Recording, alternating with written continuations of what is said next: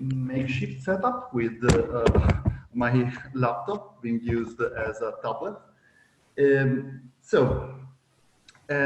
I'll begin by talking about the two sides of this title, so Brauer groups and cohomological invariants, and I will hopefully convince you that the second computes the first under inappropriate circumstances, and then the last part will be dedicated to hyperelliptic curves and this Brauer group. Some notation.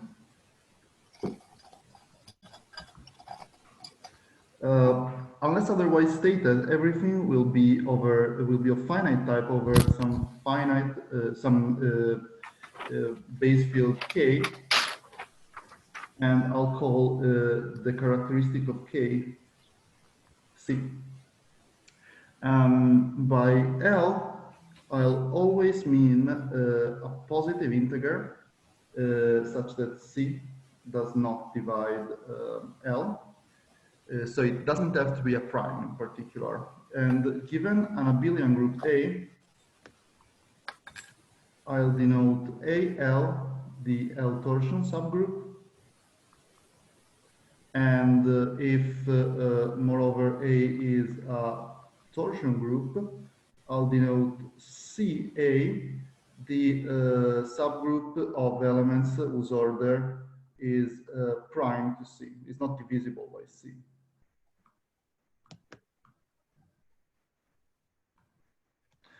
And moreover, I will denote, unless otherwise stated, so HIXF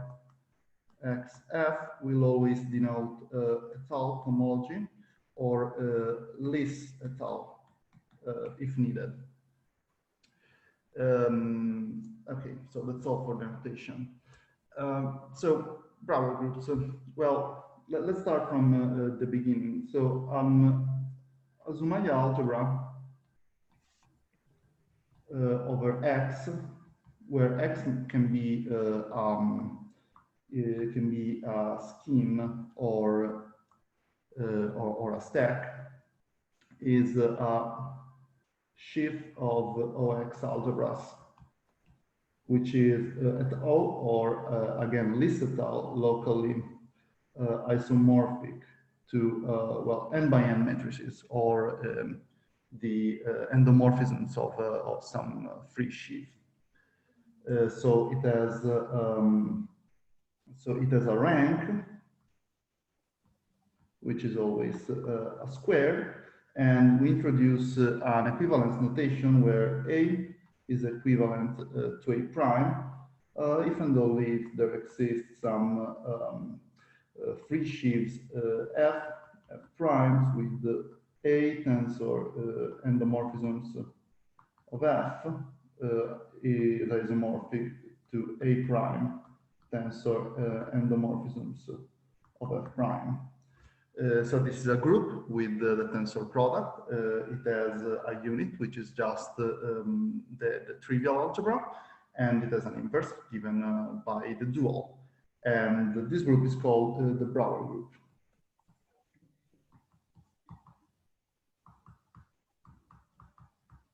So Azumaya algebras modulo the relation. So Azumaya algebras of rank n squared are naturally, without the relation, are naturally in bijection with PGLN torsors over X. And so this gives me a map, so they are in correspondence with the H1 of PGLN, and the trivial ones are exactly the ones that come from GLN. So now using the exact sequence 1, so GM, GLN, PGLN, I can take the cohomology exact sequence that I get H1 GLN, well, X GLN, H1 X PGLN, H2 GM, and so the the fact that the trivial algebras all come from H1 of GLN shows us that the Brauer group is contained in H2 GM, X GM. And unless X is very badly disconnected, the Brauer group is always torsion. So I can add torsion here. And so we define the cohomological Brauer group, Brauer prime of X, to be exactly this, the torsion part of H2 with coefficients in GM. And it's a big open question to classify exactly for which schemes and stacks this inclusion is surjective. So there's the main theorem that we have for schemes is that basically for quasi-projective schemes, this is true. And there are counterexamples that are close to minimal, but notably, we still don't know whether the map is surjective or not for Hironaka's proper smooth threefold, which is not projective, which would be kind of the minimal smooth example. And for stacks, we can put together some results of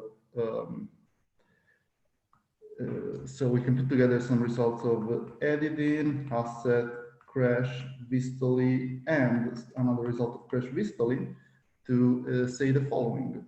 So if X is the Lin-Mumford stack, which is smooth, separated, generically tame, and there's a quasi-projective coarse space,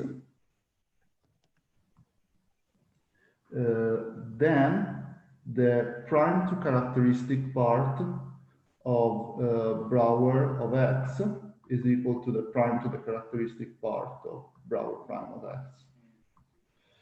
So I don't claim this to be in any way the state of the art on the problem for stacks, but it's quite enough for what I'll be doing. And in particular, this applies to, well, M11, so the stack of hyperelliptic curves or elliptic curves, and the stack of smooth curves in general. In the first two cases, barring characteristic 2. Okay, so some more things that we need to say about Brauer groups. Well, how do we compute this this cohomological Brauer group? Well, if we restrict to the L torsion, it's much easier. So we want to consider the L torsion. And well, the point here is that we have the Kummer exact sequence. So again, this is étale exact. So this is L power, and it's étale exact because L is a unit in K. If we took the sequence with some mu n, with n not a unit in K, we would have to use FPPF topology, or I think symptomic would be sufficient. So passing to the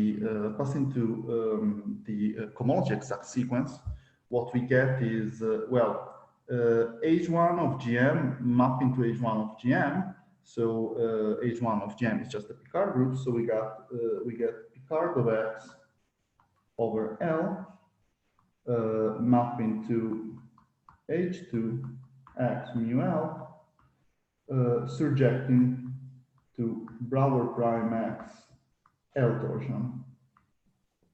And so this pretty much reduces the problem of understanding the L torsion of Brauer prime to the problem of understanding H2 of X with coefficients in mu L, because, well, if we can't understand the Picard group of X, we definitely can't understand the Brauer group. Okay, finally, there is special type of elements of the Brauer group that I should mention, and this is cyclic algebras.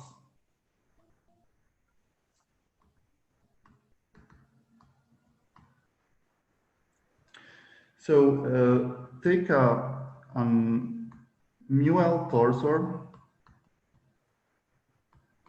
alpha and Z model torsor beta. Then there exists an Azumaya algebra A alpha beta, which is in the L torsion of the Brauer group, such that the class of this algebra in Brauer prime is exactly the class of alpha cut product beta in H2 of X mu L. And so in particular, this is a subgroup of the Brauer group where of the cohomological Brauer group, where we can immediately tell that these elements come from the Brauer group. So what computations of Brauer groups? So we are interested in computing the Brauer groups of some moduli stacks. And the strongest computation that existed is the following result by Antieau and Meier.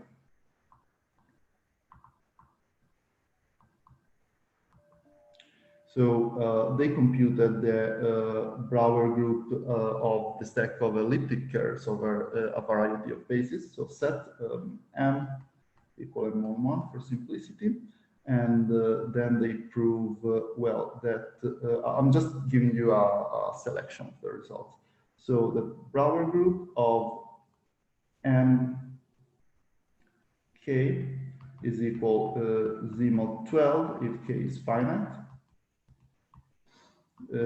Brauer group of MQ is equal, well, they write it differently, but I prefer to write it like this. So this is the Brauer group of Q plus H1 Q Z mod 12.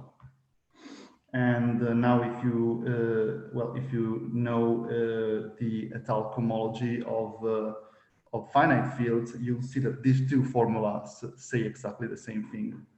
And then their strongest result, so the Brauer group of M Z with 2 inverted is the Brauer group of the base of Z with 2 inverted plus Z mod 2 plus Z mod 4. And the Brauer group of MZ is 0. Moreover, Meier also has an unpublished draft that is available on his webpage, where he proves basically the same formula for Q for the L torsion of M over any Noetherian base S, where L is invertible, where you have to take the also the L torsion of C mod 12. So the elements, the non-trivial elements here, these elements here are all cyclic algebras, and this result is obtained with very careful analysis of a presentation of M11 and all the stabilizer and the interrelation of these. So the incredible thing of this result is that it's extremely arithmetic, but the methods are clearly quite hard to use for higher dimensional stuff. And so the main purpose of this talk is to present another tool set that will give you results only on over fields, but can possibly get results for higher dimensional families of stack, as long as they have a decent presentation. So the main theorem, so this is by Andrea Di Lorenzo and myself, is the following. So set Rg to be the remainder of G mod 2. So it's just 1 if G is odd and 0 if G is even. And take the characteristic of C to be different from 2. Then we have the following. The Brauer group of the stack of hyperelliptic curves of genus G is equal, well, the prime to characteristic part is equal to the prime to characteristic Brauer group of the base field plus a component that looks like the one in Antieau and Meier's results. So this is H1 of K with coefficients in well, Z mod 1 plus Rg for G plus 2 plus Z mod 2 to the 1 plus Rg. So 1 if G is odd, and 1 if G is even, 2 if G is odd. And so where do these elements come from? Well, the component H1 K Z mod, let's call this number Ng. Sorry, just okay. Actually, I should add a C here.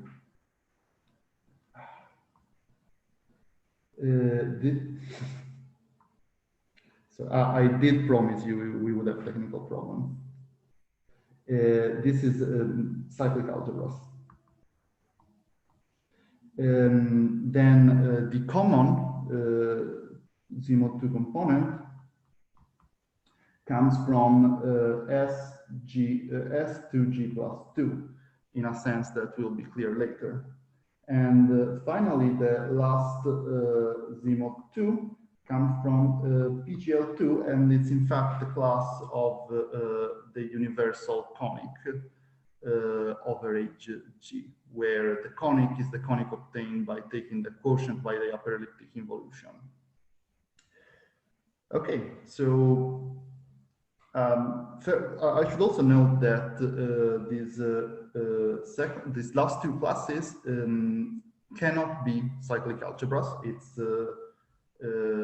pretty easy to see. Well, they don't disappear when you go to the algebraic closure, and then just by comparing the formula with the H1, the H1 that you have, they cannot come from there. So this paints a slightly richer picture than for M11. So how do we obtain this? Well, we obtain this with using cohomological invariants, but not exactly the cohomological invariants. Much of the audience will probably knows and loves. So I assume much of the audience is familiar with the classical cohomological invariants. So I'll go straight to my extension of the notion. Okay, for classical cohomological invariants, we take an algebraic group G, and then we take the factor of G torsors over fields, and then we take the natural transformation to some twisted cohomology group. But from the point of view of a stacky person, such as me, the functor of G torsors is just the functor of points of the classifying stack BG. So one naturally wonders, what if I have a different moduli stack? Can I just take the functor of points, so maps from spectrums of fields, and take natural transformation to twisted cohomology, and will I get something meaningful? And the answer is almost. So we need to add an extra condition for it to make sense. So take X, an algebraic stack, and take, let's call points of X the functor of points. And let's take, so this is a functor that goes from fields of the base field to sets. And then we take this twisted cohomology functor given by age of twisted cohomology of some k with coefficients in d. D is an L torsion Galois module.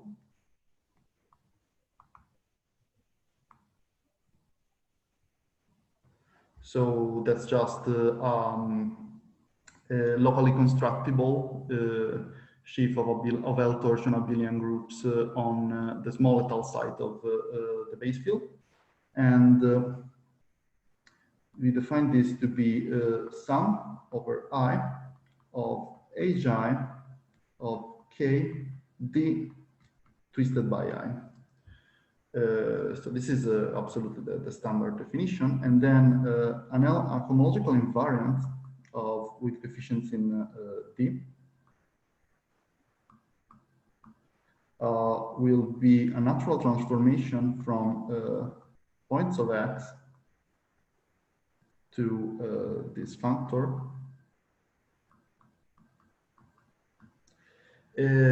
So if we just leave it at this is the classical definition, but it doesn't work because, well, BG, so all G torsors are isomorphic after passing to an algebraic closure. So just functoriality forces them to talk to each other in a sense. But if for algebraic stack has more than one geometric point, then this is no longer true, and we'll just get an infinite direct sum that is useless.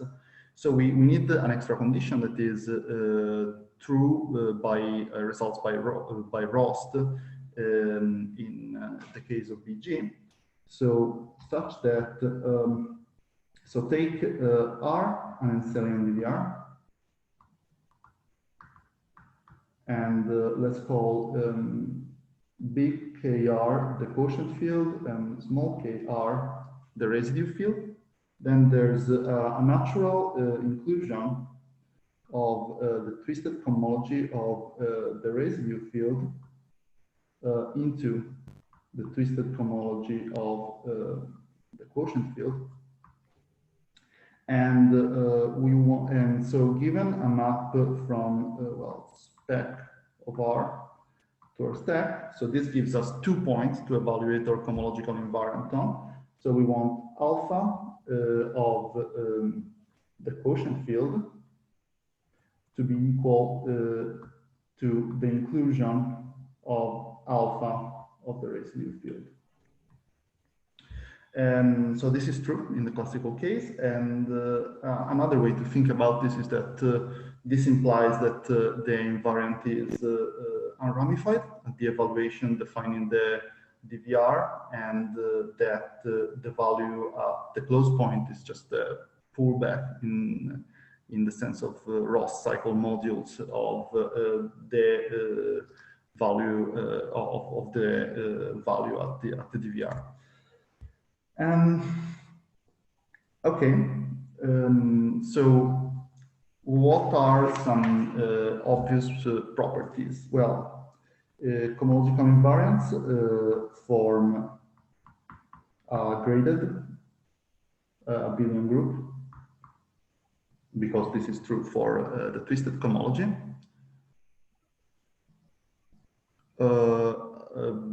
Benjamin, this no, because the points on the so Benjamin and Antieau asked whether this does not depend only on the core space.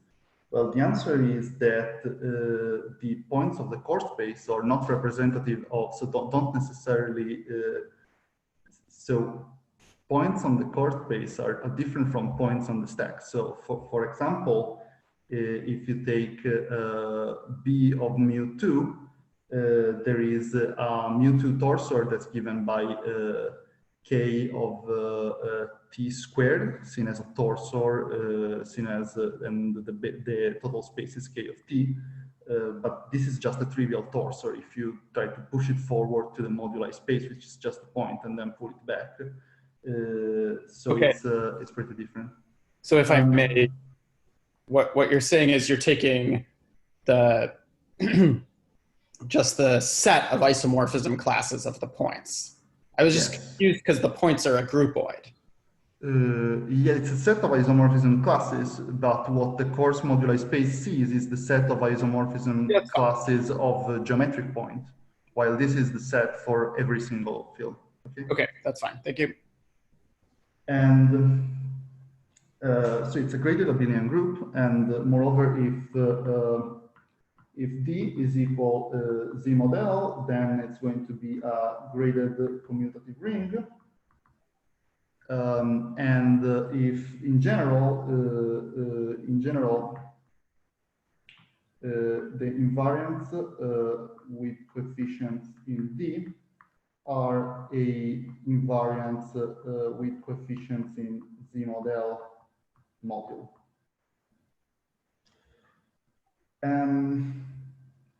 So this also shows that the invariants with coefficients in Z model are in general much easier to compute than the invariants with coefficients in D.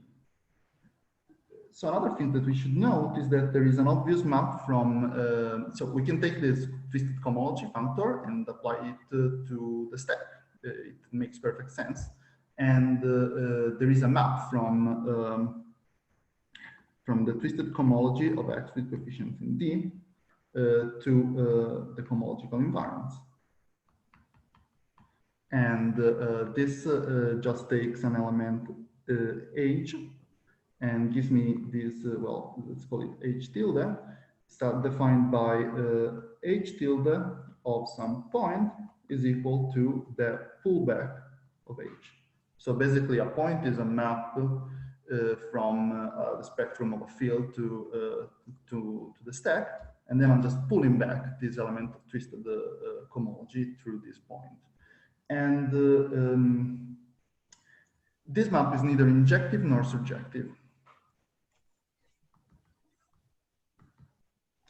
It's easy to see that it's not injective because, for example, the cohomology of B Z mod 2 is infinite in degrees, but the cohomological invariants of a stack are bounded above by, in maximum degree, by the cohomological dimension of the base field plus the essential dimension of the stack. And it's not easy to see it's not surjective, but basically the counterexample is the fact that there is proper smooth scheme such that the unramified cohomology is not finitely generated. And you'll see why this is a counterexample in a moment. So if this map is not injective nor surjective, what do we do with it? Well, we have to look at it in terms of sheaves on an appropriate topology. So definition, so a smooth-Nisniewicz cover is a map, so X to Y, which is smooth, representable, and moreover, for all points, so for all P points of Y, there exists a P prime, a lifting to X. So it's a smooth representable map such that every point is liftable. And I don't mean liftable up to some finite extension, I mean actually liftable. And theorem, so cohomological invariants are obviously a factor because you can compose them. So that there's an obvious pullback. So theorem, the functor of cohomological invariant is a smooth Nisniewicz sheaf.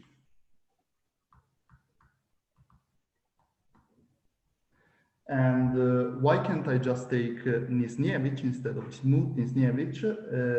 It's a problem with essential dimension, basically. Okay, so what do we do with this? Well, the point is every every algebraic stack admits cover by a smooth Nisniewicz cover by schemes, and every reasonable one admits one that is of finite type. So what do cohomological invariants do on schemes? Well, the answer is that they are another invariant that is very popular in this seminar. So take X as smooth scheme and define the unramified cohomology of X. So this is just the intersection of the kernel, so over all points of codimension 1 of X. So this is an intersection of these boundary maps from the twisted cohomology of the generic point to the twisted cohomology of the point of codimension 1. This lowers the width by 1. And by Bloch-August and Gabber. So Bloch-August in the case of Z model, Gabber then extended it for all D. The unramified cohomology is equal to the Zariski sheafification of ordinary cohomology. Well, actually of well, unramified cohomology, of twisted cohomology. Not to confuse with the other thing that we call often unramified cohomology, that's an invariant of the generic field. The two things are equal on smooth projective schemes, but this does not extend to stacks. So there are stacks that are by all reasonable definitions smooth and projective, and you take reasonable extensions of these two definitions and they are not equal. I can elaborate after if someone has asked the question. Okay, and so the theorem, again, by me, is that if X is smooth, then the cohomological invariants of X with coefficients in D are just the unramified cohomology. And if X, well, this is obviously a scheme. And if X is a smooth stack, then the cohomological invariants are just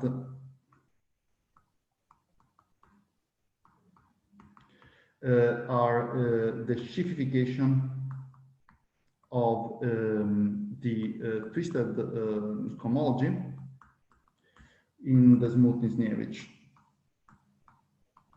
topology. What would we, so the process to compute these things would be that we would take a smooth stack, then we take a smoothness-Nievich cover, that is a smooth scheme, and at this point we compute the unramified cohomology of this thing, and we compute some gluing condition on this to get which ones to glue. And so people that are a bit familiar with unramified cohomology will guess that this is very impractical because elements in the unramified cohomology are generally known in terms of their ramifications. So they are almost never explicit and you cannot really compute the gluing condition. But there is something that comes to our aid. So that's the following corollary. So if a map Y to X, so these are both stacks, is so an open immersion whose complement has codimension greater or equal to 2 or an affine bundle, then the invariants, then the cohomological invariants of X are equal to those of Y. And now I should point out this as well. Well, by some simple Leray spectral sequence argument, it's also true that Brauer prime XL is equal to Brauer prime YL. So these two invariants have kind of the same invariance property. And well, what do we do with this? Well, let's look at what happens for Brauer prime on schemes.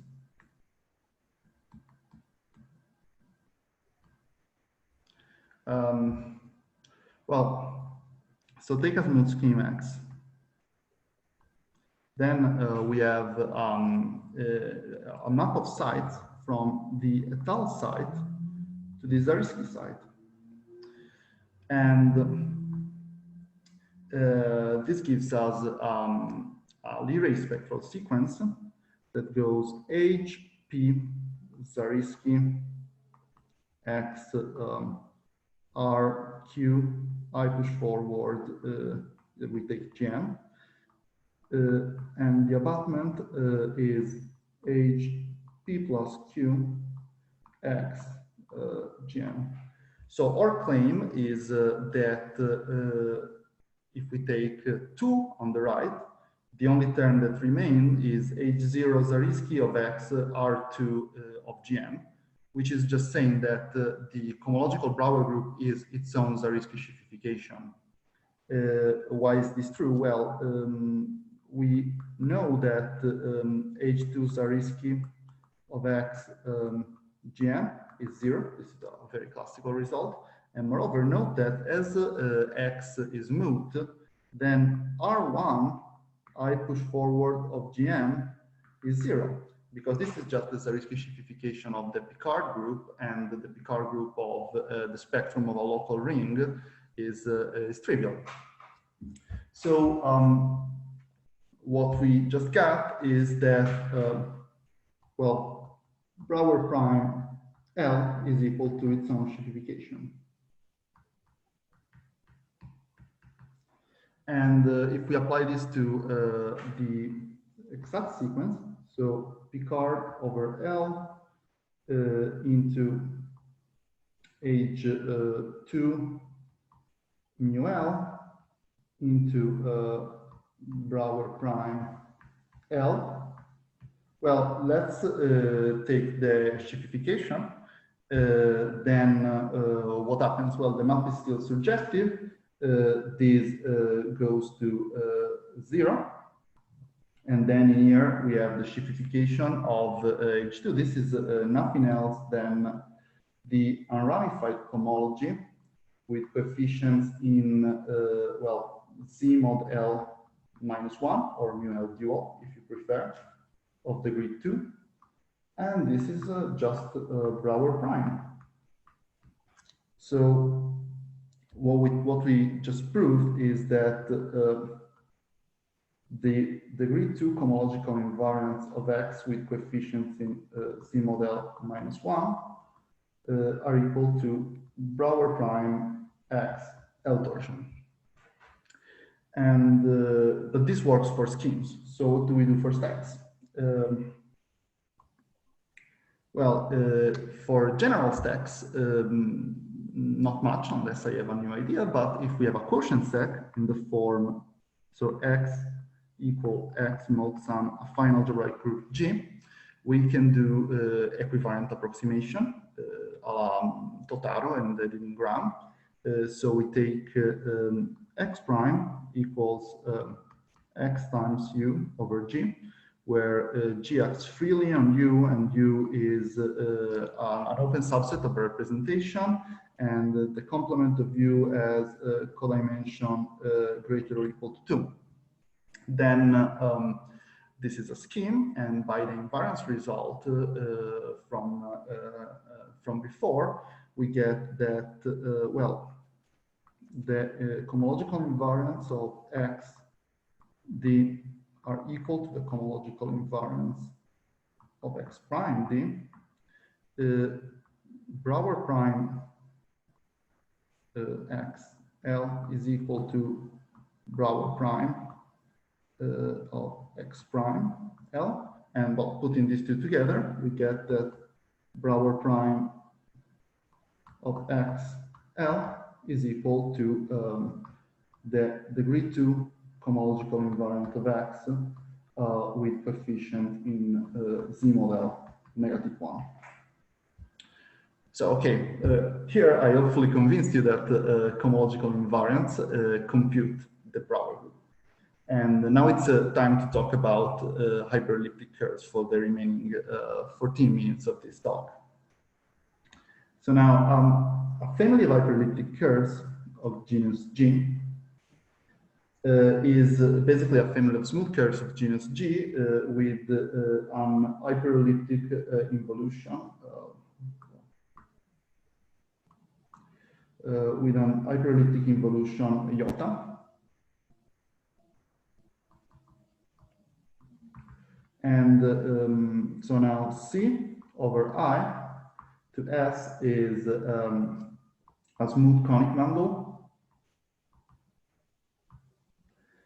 And the critical locus of the hyperelliptic involution, so the critical locus of C mapping to C over I is called WC. It's called the Weierstrass divisor. And it's étale over the base of degree 2G plus 2. So this probably rings a bell for some of the audience. So this tells us that WC is an étale algebra over the base when the base is a field. So in particular, this gives us a map from age G to the stack of étale algebras. But étale algebras are just classified by S n torsors, where n is the degree. So we just obtained two different maps here. So one is a map from HG to the classifying stack of BPGL2, which classifies conics. And the second one is a map from HG to the classifying stack of S2G plus 2, which classifies étale algebras of degree 2G plus 2. So this first map is smooth-Misniewicz if G is odd, and trivial if G is even. So if G is even, the conic is always a P1. Whereas if G is odd, you get all possible conics. And the second map instead is always smooth-Misniewicz.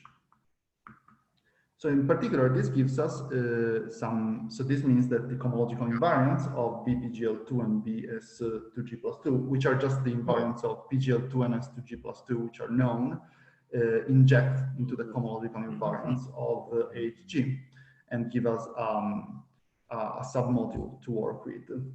And so what are these invariants? Well, they both come from the invariants of ON. So let's begin from there. So an ON torsor can be seen as a couple V, Q, where V is a vector space and Q is a non-degenerate quadric.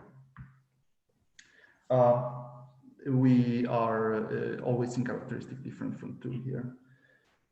And so how do we produce an invariant of this? Well, basically these objects, when we take isomorphism, we can just see this as well, symmetric non-degenerate, symmetric invertible matrices modulo the action of GLN acting by, well, A, B, A transpose.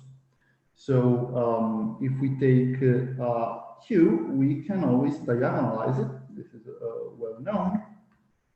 And so this A1, AN are invertible elements of the field where this is defined.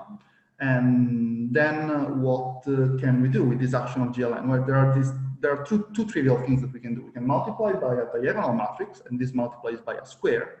And we can multiply we can conjugate by a permutation matrix, and this just permutes the things. And this is, in fact, so we just need to account for these two symmetries to get an invariant.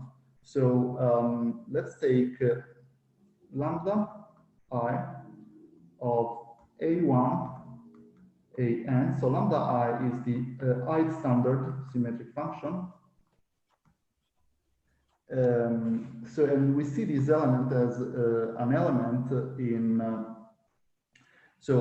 this is a combination of element in the tensor product, some tensor products of K star.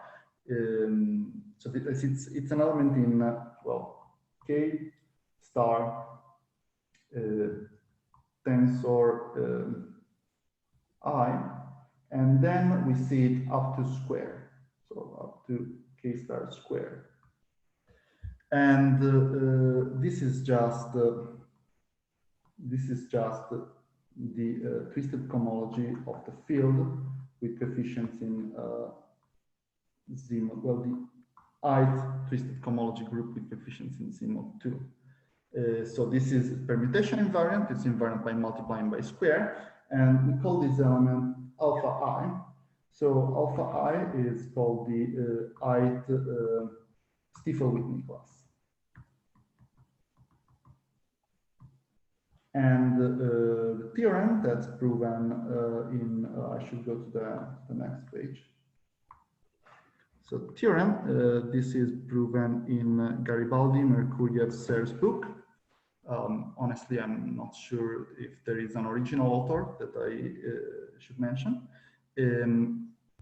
And the theorem is that the invariance, I'll write it in my notation to not create confusion here, that the invariance of BON with coefficients in D are equal to, well, the trivial invariance coming from the base field plus alpha 1 2 torsion of the twisted cohomology of the base field plus alpha n 2 torsion of the twisted cohomology of the base field. So this generate everything. And now these are the building blocks for a lot of invariants of various groups, and in particular, so there is an inclusion of Sn in On given by permutation matrices. We can take the pullbacks of these invariants, and using the splitting formula, we get that these generate everything. And so the invariants of Sn, of Bsn in my case, are going to be generated. Again, there are the trivial ones plus alpha 1 2 torsion of twisted cohomology, and then we only get up to half the integer part of n over 2. So there are some classes that pull back to 0 because, well, coming from an étale algebra adds some extra symmetries in these torsors that mean that the higher classes are 0. And now finally observe that, well, in characteristic different from 2, PGL2 is isomorphic to SO3, and SO3 and O3 is isomorphic to SO3 times mu2. So this tells us that the invariants of BPGL2 are going to be equal to, well, the trivial ones plus the only generator is W2. And again, we have to take the 2 torsion.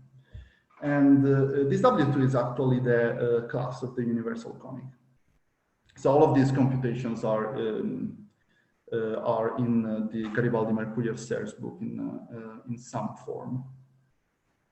And now we have all the material to write down the cohomological invariants of HG. Of course, not to compute them. So we have everything that we have almost all the generators, but then you have to prove that these are the only generators. But the theorem, so this is again Di Lorenzo and me. So let's write it like this. There is a submodule, let's call it IG, which is given by trivial invariants.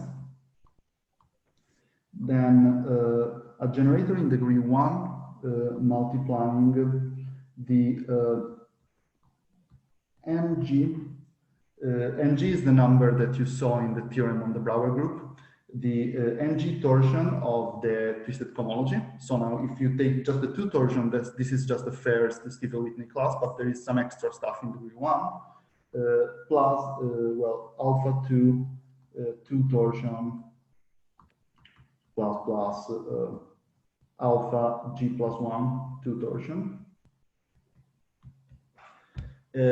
So this module is basically the common part of the invariance for G odd and even.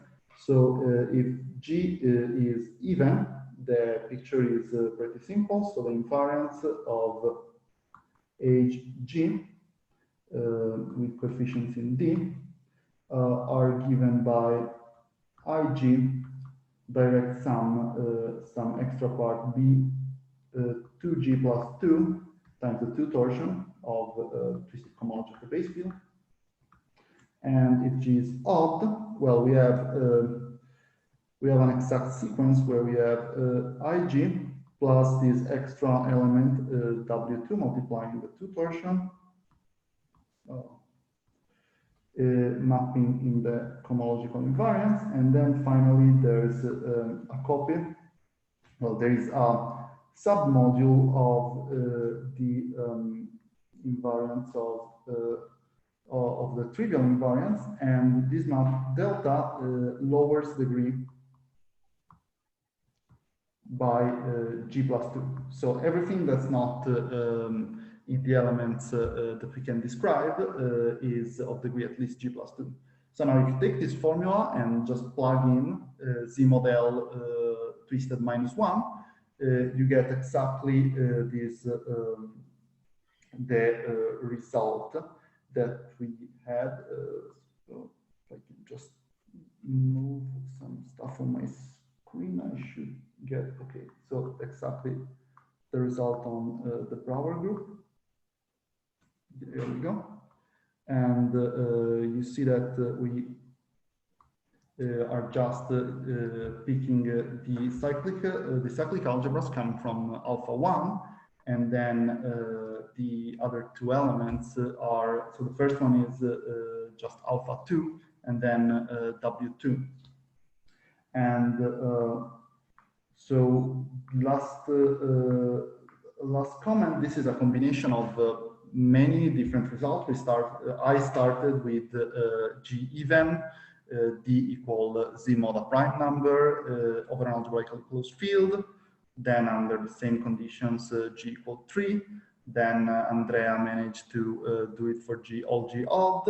And then together we managed to first raise the condition on the field and then to raise the condition on the modules. And I think this is everything I had to say. So thank you. Thank you very much. Is there any question? Yes. No, I don't have a question. I want you just to tell you you can use the chat also to ask questions.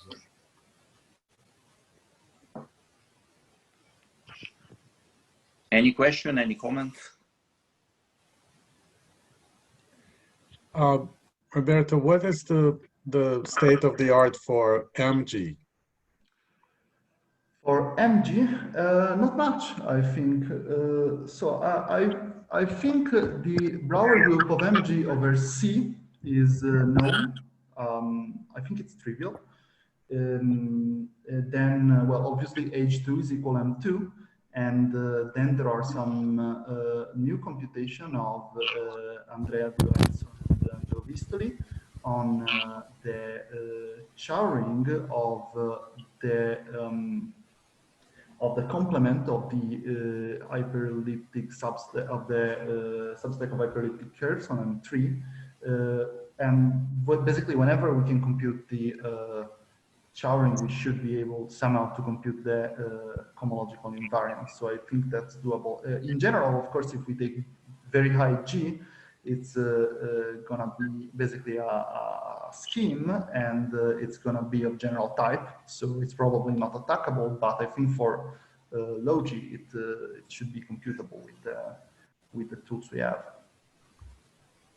What do you expect the cohomological invariants to be? Where would they come from? Well, I only have one guess.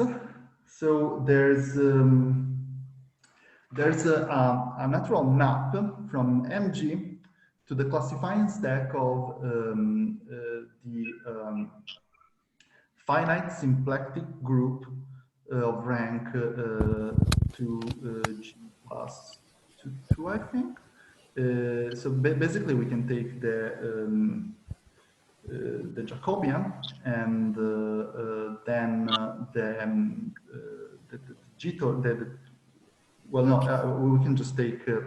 So the rank is I think to G, and then over Z mod n.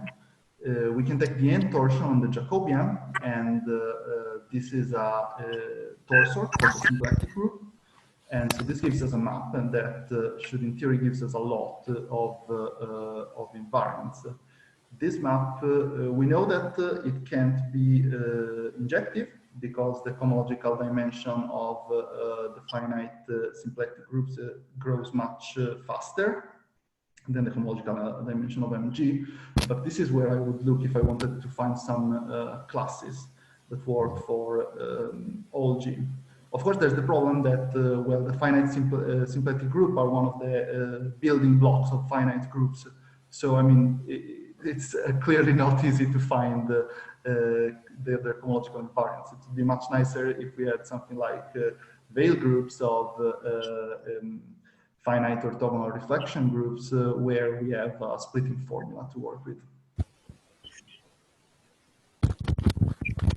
I had a question. So could you go back to, so you said that some of the classes that you find in the Brauer group cannot be cyclic. Yeah. Can you say more about that? Yes. Well, so so my understanding is that the cyclic algebras are exactly come from the tensor product of H1 of the stack with coefficients in MUL and H1 of the stack with coefficients in ZL. Now, if we go to the algebraic closure, these two groups are isomorphic, and they are gonna both become isomorphic. They are gonna both become cyclic. So for sure, in the tensor product can only contain one copy of Z2, and so for sure, in the odd case, one of the two cannot be a cyclic algebra. And moreover, I think well I think the tensor product should, if the identification of MUL and ZL behaves reasonably well with the cyclic algebras, that product in cohomology should be zero when we go to the algebraic closure, I guess. But I cannot say I'm 100% sure. But for sure, in the odd case, they cannot be both cyclic. So do you know representatives of all of the? Yes, one of them comes from the Brauer group of SN. I guess if you want to write a representative, there is an action of SN on n by n matrices by permutation matrices, and I haven't verified it, but I'm pretty sure that has to be the one. And the other one is just a universal conic over the stack.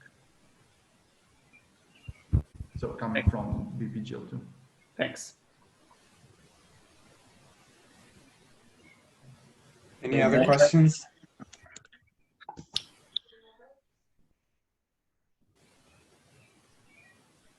Just if you have a question, just unmute yourself.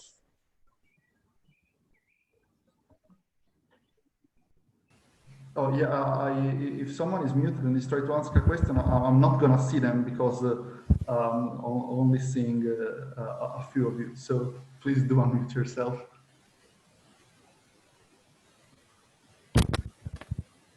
So more questions, comments?